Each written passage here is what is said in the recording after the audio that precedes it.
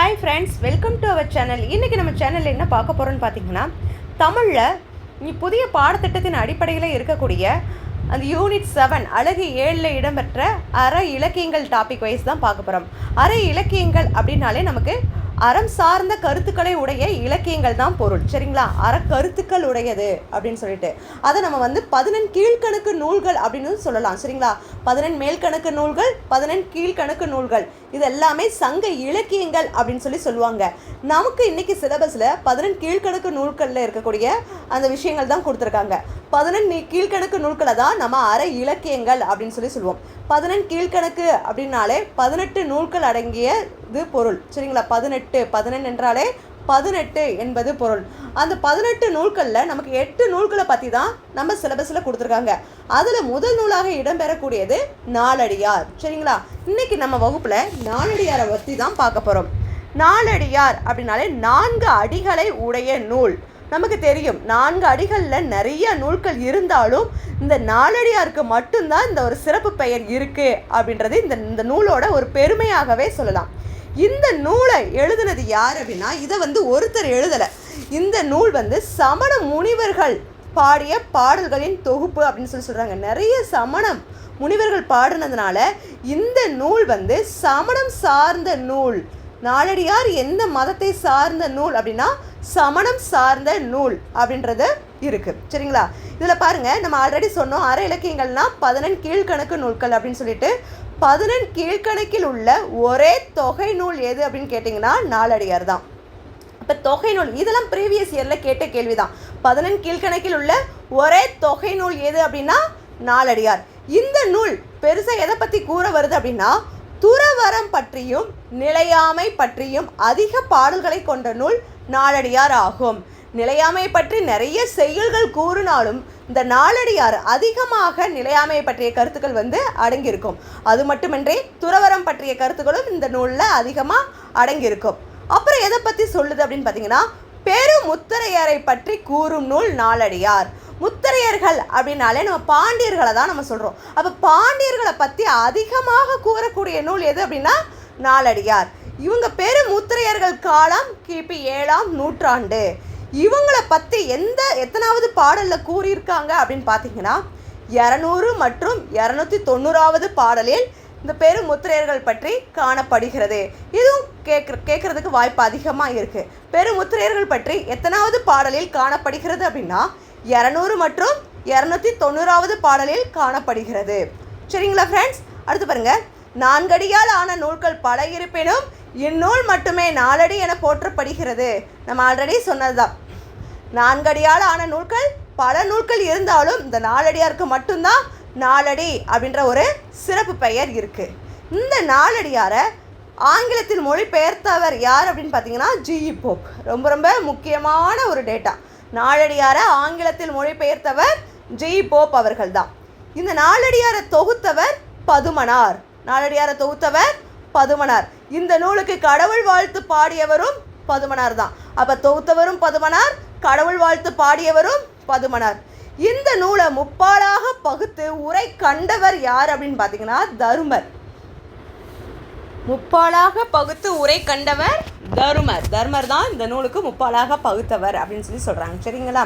நம்ம ஆல்ரெடி பார்த்த முப்பால் அப்படின்னாலே நமக்கு தெரிஞ்சது திருக்குறள் தான். அறத்துப்பால், பொருட்பால், இன்பத்துப்பால் அப்படின்னு சொல்லிட்டு. அதே மாதிரி தான் நாலடியாருமே முப்பாலாக பகுக்கப்பட்ட ஒரு நூல். திருக்குறள் மாதிரி தான் நாலடியாரும் முப்பாலாக தொகுக்கப்பட்ட நூல் அப்படின்னு சொல்லுவாங்க. அப்போ நாலடியாரை தொகுத்தவர் பதுமனார், கடவுள் வாழ்த்து பாடியவரும் பதுமனார், முப்பாலாக பகுத்து உரை கண்டவர் தருமர், சரிங்களா ஃப்ரெண்ட்ஸ்? அடுத்து இந்த நூலோட சிறப்பு பெயர் என்னென்ன இருக்குன்னு பாருங்கள். நாலடி 400, வேளாண் வேதம், இதை குட்டி திருக்குறள் அப்படின்னு சொல்லுவாங்க. ஏன்னா திருக்குறள் மாதிரி தானே இருக்குது, முப்பாலாக இருக்குல்ல, அதனால் குட்டி திருக்குறள் அப்படின்னு சொல்லுவாங்க, சரிங்களா?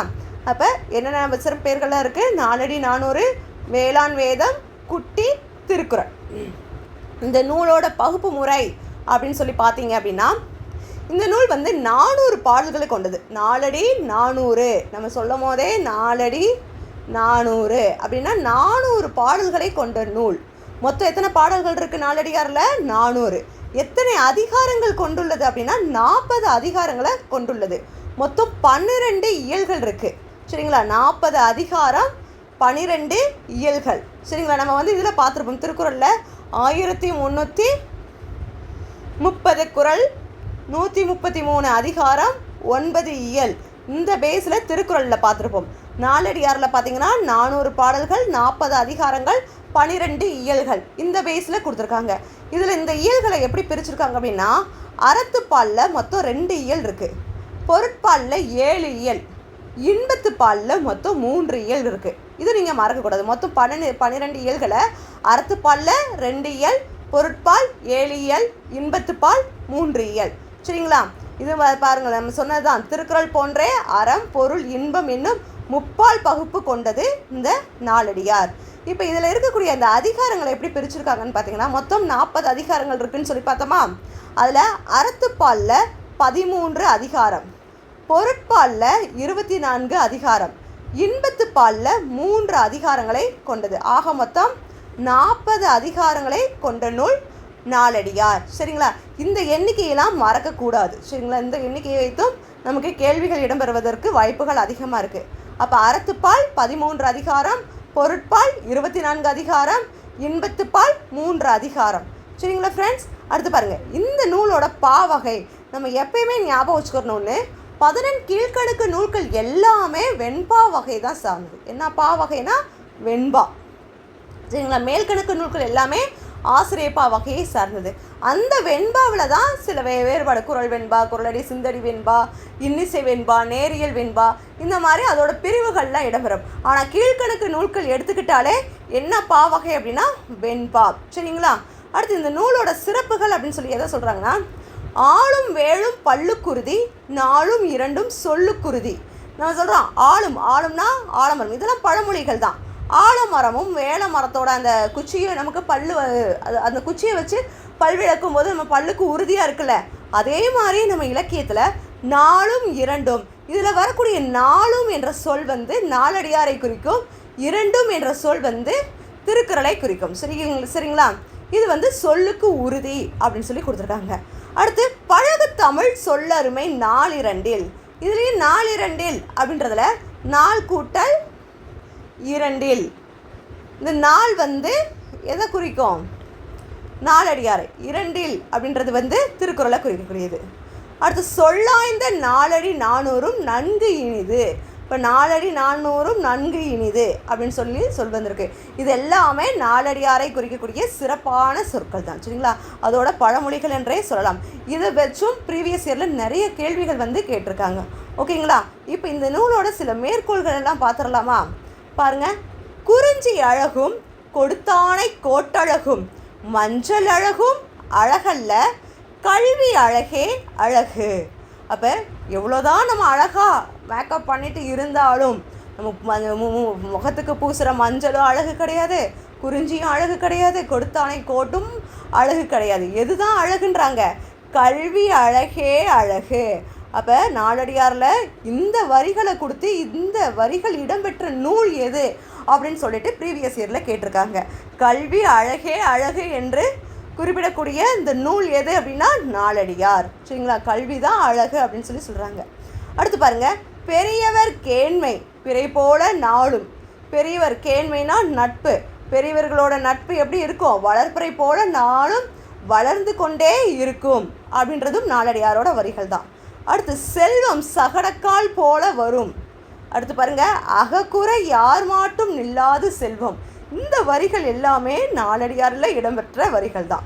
அடுத்து பாருங்கள், அடுத்து ஒரு பாடல். நம்ம இந்த பாடல்கள் எல்லாமே ஓல்டு புக் நியூ புக்கில் இருந்து தொகுத்து கொடுத்துருக்கோம். சரிங்களா? இதை தாண்டி நோட்ஸ் வந்து உங்களுக்கு வெளியே எங்கேயும் கிடைக்காது. இந்த நோட்ஸை நீங்கள் நல்லா படிச்சுக்கிட்டாலே நாலடியாரை பற்றின பயம் உங்களுக்கு தேவையில்லை, நல்லா தரவு பண்ணிடலாம் நாலடியார். சரிங்களா? இதை தாண்டி கேள்விகள் வெளியே இடம் பெறாது. பாருங்கள், கல்வி கரையில் கற்பவர் நாள் சில மெல்ல நினைக்கின் பிணிபல தெல்லிதின் ஆராய்ந் தமை உடைய கற்பவே நீரொழிய பாலுன் குறுகின் தெரிந்து. என்ன சொல்ல வராங்க? கல்வி கரையில், கல்விக்கு என்ன இல்லை? கரையே இல்லை, அதுக்கு எண்டுன்றது எதுவுமே கிடையாது. கல்வி அந்த அளவுக்கு நிறைய இருக்குது. ஆனால் நம்ம கற்பவர், நம்ம தானே கற்றுட்ருக்கோம்ல, கற்பவர் நாட்களோ சிலதான். நம்மளோட ஆயுட்காலம் மிக சில தானே. அதான் கற்பவர் நாள் சில. அப்போ நம்ம எப்படி படிக்கணும்? இந்த குறைந்த நாட்களில் இவ்வளோ இருக்கக்கூடிய கரையே இல்லாமல் இருக்கக்கூடிய கல்வியை நம்ம எவ்வாறு கற்றுக்கிறணும் அப்படின்னா, தெள்ளிதின் ஆராய்ந்து தமை உடைய கற்பவே. ஆராய்ந்து கற்கணும், எது நமக்கு தேவையோ என்று தேர்ந்தெடுத்து கற்கணும். சரிங்களா? இப்போ டிஎன்பிசி படிக்கிறீங்க, உங்களுக்கு சிலபஸ் மாறிடுச்சு, அந்த சிலபஸ் ஓரியன்டாக தானே நீங்கள் படிப்பீங்க. இல்லை எல்லாமே படிப்பீங்களா? இல்லை சிலபஸில் என்ன கண்டென்ட் கொடுத்துருக்காங்களோ அதை ஓரியன்டாக சர்ச் பண்ணி படிப்பீங்களா? அப்போ நமக்கு என்ன தேவையோ அதை தான் நம்ம எடுத்து படிக்கணும். அதுதான் தெள்ளிதின் ஆராய்ந்து தமை உடைய கற்பவே. எப்படி கற்றுக்கிறணும் அப்படின்னா, எப்படி ஒரு பறவையானது பாலையும் நீரையும் மிக்ஸ் பண்ணி வச்சோம் அப்படின்னா அந்த நீரை தவிர்த்து பாலை மட்டும் உறிஞ்சு கொள்ளுதோ, அதே மாதிரி தான் நமக்கு தேவையான நூல்களை ஆராய்ந்து தேர்ந்தெடுத்து படிக்கணும் அப்படின்னு சொல்கிறாங்க. சரிங்களா? அதான் இந்த பாடல். கல்வி கரையில கற்பவர் நாள் சில, மெல்ல நினைக்கின் பிணிபல, தெள்ளிதின் ஆராய்ந்து தமை உடைய கற்பவே, நீரொழிய பாலுன் குறுகின் தெரிந்து. சரிங்களா ஃப்ரெண்ட்ஸ்? அடுத்து பாருங்க, அடுத்த பாடல். நாய்க்கால் சிறுவிரல் போல் நன்கணியராயினும் ஈக்கால் துணையும் உதவாதார் நட்பண்ணாம், சேத்தானும் சென்று கொள்ளல் வேண்டும், செய்விளைக்கும் வாய்க்கால் அணையார் தொடர்பு. இதில் என்ன கொடுத்துருக்காங்க அப்படின்னா, நட்பை பற்றி கொடுத்துருக்காங்க. இதில் ஃபஸ்ட்டு பாடலில் கல்வியை பற்றி கொடுத்துருந்தாங்க, இதில் நட்பை பற்றி கொடுத்துருப்பாங்க. நம்ம எல்லாருக்குமே நண்பர்கள் இருப்பாங்க. எப்படிப்பட்ட நண்பர்கள் நமக்கு வேணும்? அவசர காலத்தில் நமக்கு உதவி செய்யக்கூடிய நண்பர்கள் தானே நமக்கு வேணும். ஆனால் இதில் இந்த பாடலில் என்ன கொடுத்துருக்காங்கன்னா, நாய்க்கால் சிறுவிரல் போல் நன்கணியர் ஆயினும், நாயின் கால் விரல்கள் எவ்வாறு நெருக்கமாக இருக்குமோ அந்த அளவுக்கு நம்ம கூட நெருங்கி இருக்கக்கூடிய நண்பர்கள் இருந்தாலும் அவங்க எப்படிப்பட்டவர்களாக இருக்காங்க? ஈக்கால் துணையும் உதவாதார் நட்பெண்ணாம். ஈயின் கால் அளவு கூட உதவ மாட்டார்களாம். ஈயே ரொம்ப சின்ன உயிரினம். அந்த ஈயோட காலின் அளவுக்கு கூட உதவாதார் நட்பெண்ணாம். அவங்களோட நட்பை வச்சு நம்ம என்ன பண்ண போகிறோம்? எதுவுமே பண்ண தேவையில்லைல்ல. சரிங்களா? அவங்களோட நட்பே நமக்கு தேவையில்லை தானே. ஆனால் சேத்தானும் சென்று கொள்ளல் வேண்டும், செய்விளைக்கும் வாய்க்கால் அணையார் தொடர்பு. எப்படி ஒரு வாய்க்கால், ஒரு வயல்வெளியில் அந்த செடிகள்லாம் வளரணும் அப்படின்னா, அந்த வயல் வரப்புகள்லாம் வளரணும்னா தூரத்தில் போடக்கூடிய அந்த பம்பு செட்டு, அந்த மோட்டர்லேருந்து வரக்கூடிய தண்ணீர் வாய்க்கால் வழியாக வந்து அந்த வயல்களெல்லாம் வளம் சேர்க்குதோ, அதே மாதிரி தூரத்தில் இருக்கக்கூடிய நட்பால் நமக்கு பயன் உண்டாகும். செய்தானும் சென்று கொள்ளல் வேண்டும். அத்தகையோது நட்பை தான் நம்ம எதிர்பார்க்கணுமே தவிர, நம்ம கூடயே இருந்துக்கிட்டு அவங்க நமக்கு சின்ன உதவி கூட செய்யாதவங்களோட நட்பனால நமக்கு என்ன பயன் இருக்குது அப்படின்னு சொல்லிட்டு இந்த பாடல் மூலமா நம்ம தெரிஞ்சுக்கிறோம். சரிங்களா? பாருங்க, நாய்க்கால் சிறுவிரல் போல் நன்கணியர் ஆயினும் ஈக்கால் துணையும் உதவாதார் நட்பண்ணாம், செய்தானும் சென்று கொள்ளல் வேண்டும், செய்விளைக்கும் வாய்க்கால் அணையார் தொடர்பு. சரிங்களா? அடுத்து ஒரு பாடல் இருக்கு பாருங்க. வைப்புழி கோட்படா வாய்த்தீயிற் கேடில்லை, மிக்க சிறப்பின் அரசன் செறின்வவ்வார், எச்சம் என ஒருவன் மக்கட்கு செய்வன விச்சைமற்று அல்ல பிற. இந்த பாடல்லையும் கல்வியை பற்றின தகவல் தான் கொடுத்துருக்காங்க. சரிங்களா? அதாவது வைப்பொழி கோட்படா வாய்த்தீயிற் கேடில்லை. சில பொருட்களை மறைத்து வைக்கிறதுக்கு இடம் இருக்குதானே? பொருட்கள்லாம் நம்ம மறைத்து வைக்கலாம்ல. அதே மாதிரி கல்வியை நம்ம மறைத்து வைக்க முடியுமா? அது பிறருக்கு கொடுத்தாலும் என்ன ஆகாது? குறைவுபடாது. மற்றவர்களாலும் என்ன செய்ய முடியாது? களவு பண்ண முடியாது. நீங்கள் படிக்கிறீங்க படிச்சுட்டே இருக்கீங்க. நீங்கள் பிறருக்கு அந்த கல்வியை கற்றுக் கொடுக்குறீங்க. உங்களோட ஃப்ரெண்ட்ஸுக்கோ இல்லை பக்கத்தில் இருக்கிறவங்களுக்கோ டிஎன்பிசி யாராவது டவுட்டுன்னு கேட்குறவங்களுக்கு நீங்கள் சொல்லிக் கொடுக்குறீங்க. நீங்கள் அந்த கல்வியை அவங்களுக்கு சொல்லிக் கொடுத்ததுனால உங்களுடைய நீங்கள் கற்ற கல்வி குறைந்து விடுமா? குறையாது தானே? அதே மாதிரி உங்ககிட்ட இருக்கிற கல்வியை யாராவது களவு கொள்ள முடியுமா? திருட முடியுமா? முடியாது. ஆனால் ஒரு செல்வம் இருந்துச்சுன்னா அது யாராவது களவு கொள்ள முடியும். அப்போ கல்வியை என்ன பண்ண முடியாது? திருட முடியாது. அதனால் நாம் மக்களுக்கு, நம்மளுடைய குழந்தைகளுக்கு என்ன சேர்த்து வைக்கணும் அப்படின்னா, எச்சம் என ஒருவன் மக்கட்கு செய்வன.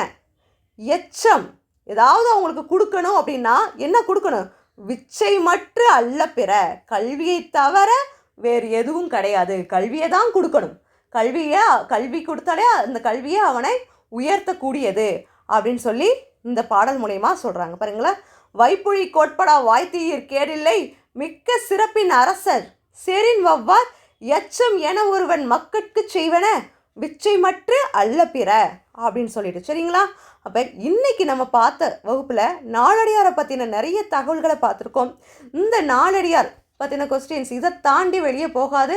இந்த நோட்ஸை நீங்கள் பார்த்து காப்பி பண்ணிக்கலாம் சரிங்களா ஃப்ரெண்ட்ஸ்.